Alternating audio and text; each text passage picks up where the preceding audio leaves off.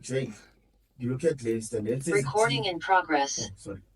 Leinster's a team you've had a fair bit of success. I think a fair bit is putting it on. Is like putting it back.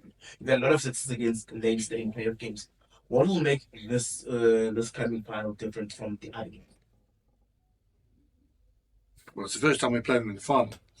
And it's their first final since we joined the URC as well. So, it doesn't matter what happened. And I've just proved to you tonight that we lost twice to the Sharks and won the playoff game.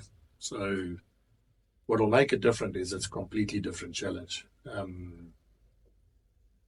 So it doesn't matter whether we beat them last year. It doesn't matter whether we beat them in the knockout game. It's all immaterial. It's now a final. And the wonderful thing about where we are is we have a lotto ticket. You can't win the lotto if you don't have a ticket. At this point in time, there are two teams that have a lotto ticket, and we've got a 50% chance of winning it. And that's how sport works. So it'll be different. I'm sure it'll be different. There's British and Irish Lions assembling while we're in the UK. There's, I think the next week the British and Irish Lions play, and I'm glad, because what it'll mean is it'll just mean that whole Dublin will be rugby crazy.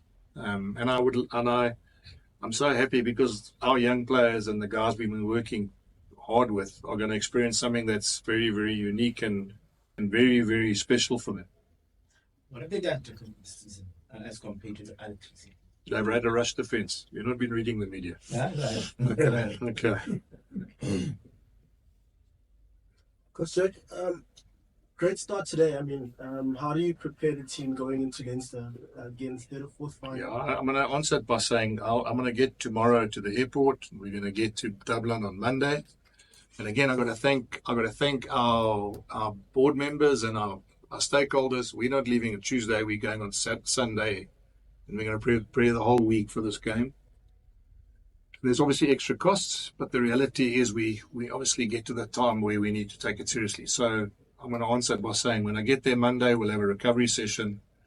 We'll have a review on where we are, as a team. And then we'll put some hard yards in on Tuesday and Wednesday and get ourselves ready for, as you would know, it's going to be an incredible experience for us. Coach, what will it take to make it third time lucky, you think, against this Leinster team? Prayer. And? Yeah, all I'll say is that we know how tough finals are. And we lost a home final here when everyone expected us to win. And we won the games away from home that people expected us to lose. So, and I don't say that lightly. It'll take prayer because, we obviously are going to travel and it's going to be tough. Guys, you're talking about an Irish team. It's like Ireland versus the Bulls. And, whether we try and underplay it, we've got to understand that Ireland have beaten All Blacks. Ireland have beaten, many big teams. So it's not going to be, I don't say it with any worry to tell you. We're going to need to work hard. We're going to have to get things working in our favor. We're going to have to recover quickly from injury and bumps and bruises. And then we're going to have to play well. We're going to have to play really well. Look what they did to Glasgow, and Glasgow beat us last year. So, they didn't struggle to beat Glasgow today, and I'm sure that they will also be on a high now going into a final at home. Jake, I know you said it's a completely different game, this final coming up, from what you guys have experienced before, and as you said, the biggest game for a lot of these youngsters in their career so far. But in that 2021-22 season, a few of the guys in this current group did go over there. How valuable now is that experience that they can now impart to these youngsters in getting over the difficulties of the travel and facing, as you say, an internationally laden team in front of their home fans in such a big area? No, well, you've hit the nail on the head. That is exactly when you expect those senior guys that have been there and done it to impart that to. You read Rassie saying that he's bringing in all these uncapped guys and youngsters into the camp, not necessarily to play, but also to learn from the World Cup winners. So now, we're going there. We've got Villy who's won a World Cup, Marco's won a World Cup, Kanan's won a World Cup.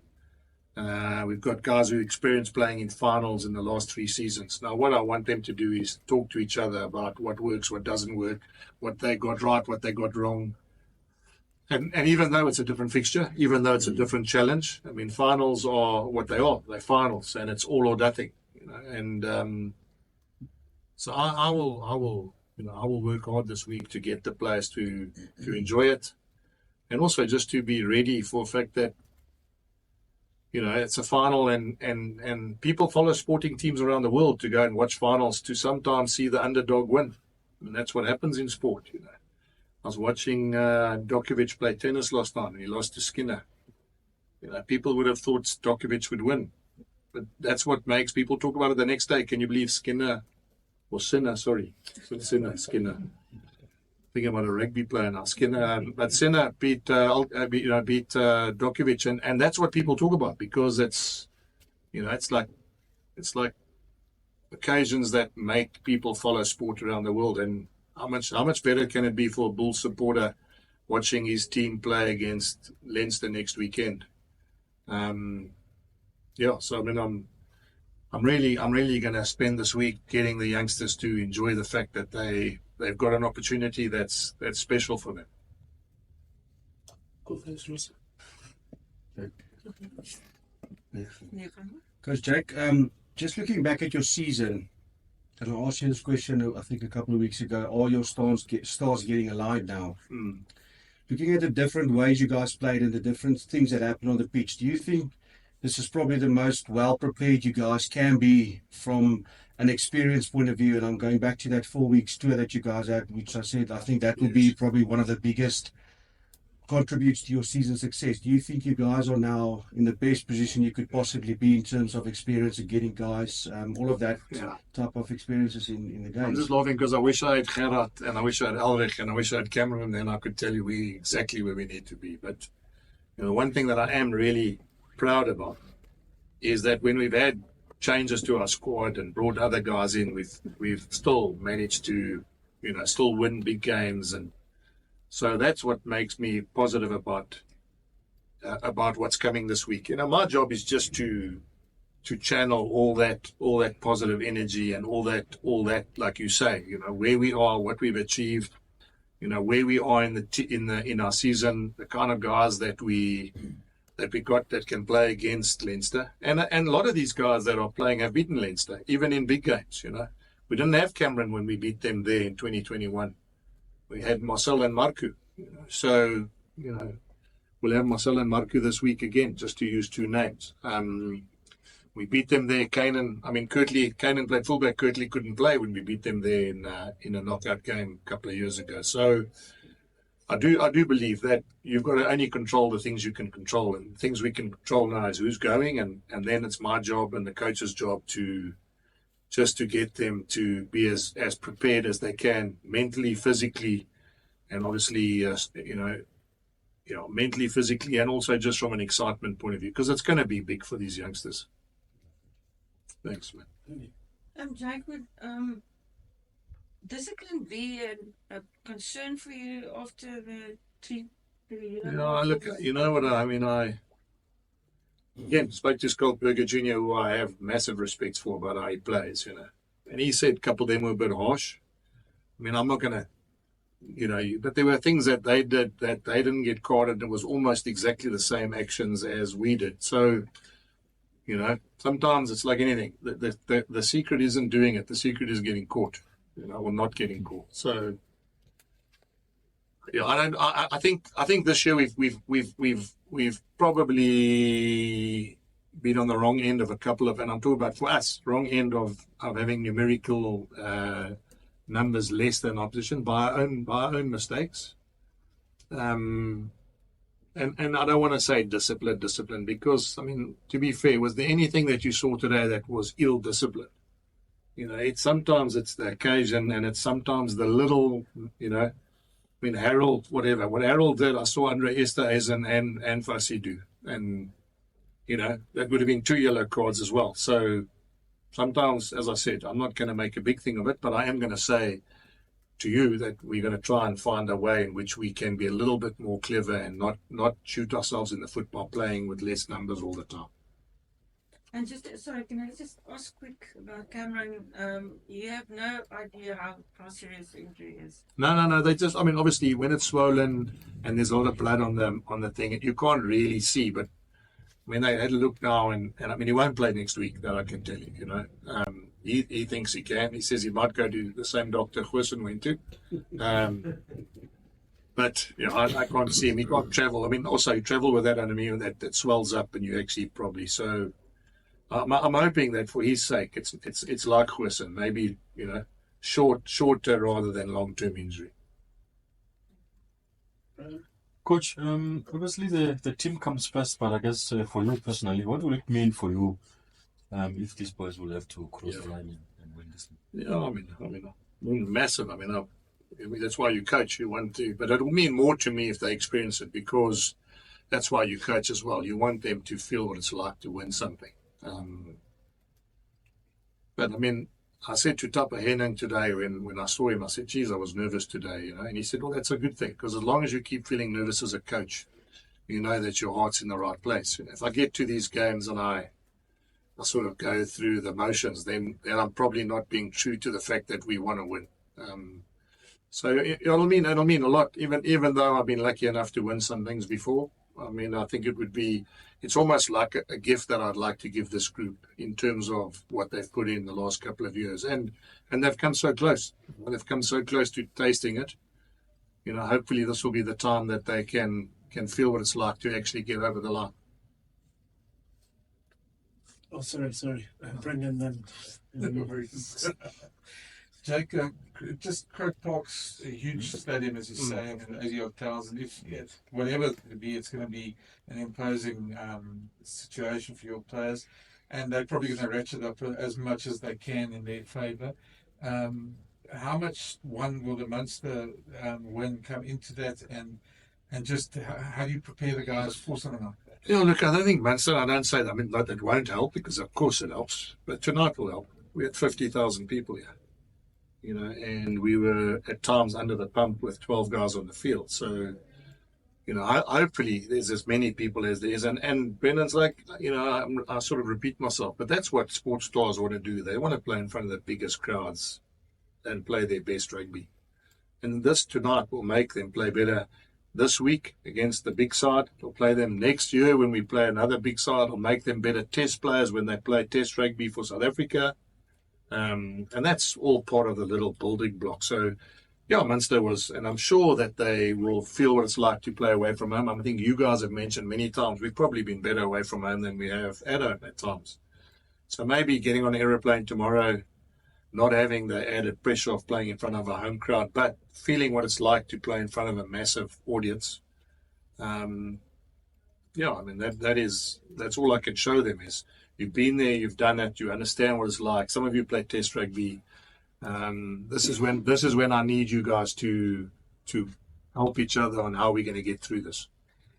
The last two times you played in Dublin, the semi-final and the last one, I know there should have been a red card to Leinster for Kurti tackler on that try.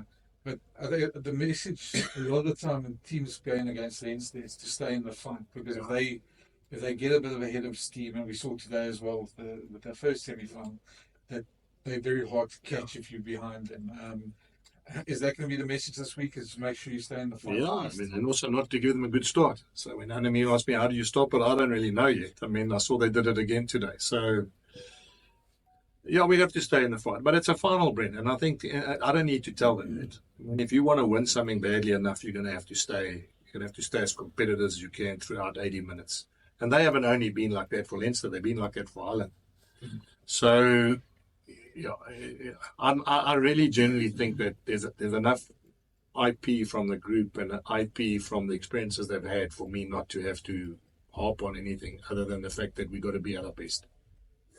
So we'll go Morgan and then MV to close it off.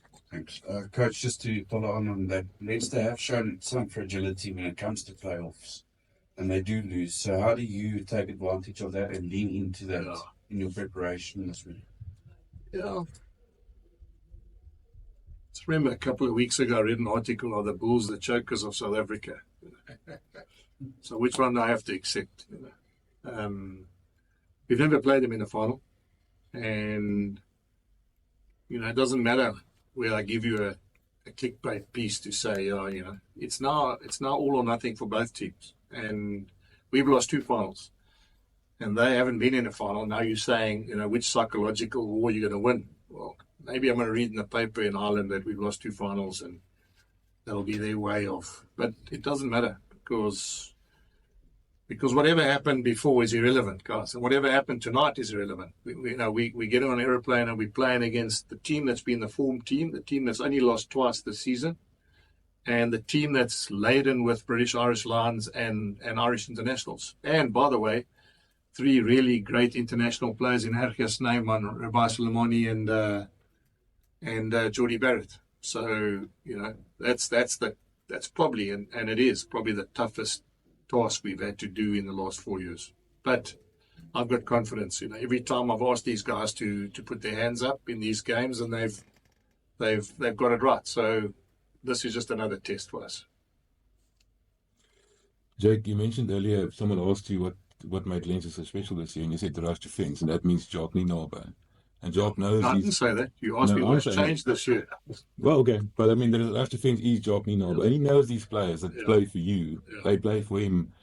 Are you worried about that? The IP that he's got on your players, is that a concern for you? I'll say this: is there's so much analysis done now, and so much intellectual property sharing that that you don't need people in the circle to know what people do or don't do. As I said, there's hours and hours and hours of video analysts working on players, on defense systems and all that thing. Yes, of course, it would be wrong of me to say, you know all these players like the back of his hand. He's had to look at them when he picked them in the national setup. But that is something that will be a positive. But we might change things that. That's the nice thing about sport. We might have to change 1 or 2 things knowing that he knows what we're going to do. And that's also part of, obviously the gambit that you need when you're a coach as well. Maybe we know what he knows, and I think Dricker said, hulle weet nie wat ons weet nie. And then your own defence. Coach Plumtree said tonight that they weren't firing, the attack wasn't firing properly because your defence was so good. With John Keith there and everything else. It's a different type of defence. I spoke to him the other day about it. But your defence doesn't have to take any step back for what Leinster can offer, am I right? No. And our defence has improved. This is the 4th year we've played, and all of you will know we've conceded 44 tries in 18 games. That's far lower than we've ever had in this competition in the last 4 years. So credit to him. He's done an outstanding job. But we're now playing against one of the best attacking teams that we could play against. You saw what they did today, how many points they scored against Glasgow. And Glasgow are Glasgow champions from last year, so it isn't. I mean, our game is where we need it to be, both attack and defence. But that's where you need to be at these last games of the season, is being comfortable that everything is in place. And good luck, safe travels. Thank you. Thanks so much. Jake, I think you just answered my question. I wanted to ask: are you happy? Well, it will be stupid to change your game plan because the game plan that you are playing brought you to the final. Yes. So would you consider changing a little bit to the game plan in anticipation what Leinster will bring? Yeah. Carl, again, I can tell you I watched the World Cup 2003, and I remember there was media running around Manly saying that England were boring, and then Clive Woodward won the World Cup. And his answer was, even if we're boring, as long as we do it well, we can win. And what I mean by that is sometimes you've got to stick to the things that you do well and not try and, Sun Tzu, The Art of War, a book said, if you react to your opponent, you're in a position of weakness. And so I know that contradicts what I just said to Mbia, but we will decide what we think is important. And the things that have worked for us are obviously things we need to do well. So, but I think tonight we'll just sit back a bit and just think about what we need to do, and then just make sure our energy levels are all up by the time we get to Dublin. Please. Jake, it was obviously heroic defence tonight that kept the Sharks to 2 tries. How do you expect Leinster's attack to differ? Well, it's very different, kid. I mean, to be fair, well, I mean they they probably move the ball around more. They're not as direct, and I'm not saying they can't be, but I'm saying historically they're not as direct as the Sharks' attack is. And in a nutshell, it's just going to be a completely different challenge, And one thing I will say about Leinster is they won't change what works for them in a final.